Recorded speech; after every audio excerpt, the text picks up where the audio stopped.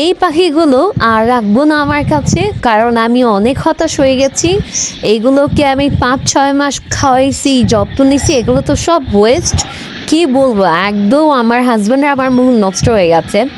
আসলে কি কষ্ট কথা কি বলবো, যার কাছে থেকে এনেছি তাকে দিয়ে দিলাম, নিজে ভাইয়াকে দিয়ে দিছি। ভাইয়া আবার জিজ্ঞেস করছিল কি খাওয়া দাওয়া করে না, আসলে খাওয়া দাওয়া করে, মিটিং মিটিং সব করে, সব ঠিক আছে, কিন্তু এই সমস্যা যে কেন আমি জানি না। দেখো খুবই active, all time sea food, শাক সবজি, আর প্রতিদিন 2-3 বার করে ওরা মিটিং করে, বাট রেজাল্ট পাই না। তারপরে ভাইয়া বলতেছে দেখি আমি কি ভুল দিছি নাকি, ফিমেল মেলস ঠিক আছে নাকি। তো ফিমেল মেল সবই ঠিক আছে, কারণ ওরা দুইজন মিটিং করতেছে, তাহলে তো ঠিকই আছে। আমি প্রায় 5 মাস 10 থেকে 12 দিন ওদেরকে আমার কাছে লালন পালন করেছি, বাট শুধু শুধু খাওয়ায় দাওয়ায় রাখছি। এখন আমি খুবই হতাশ।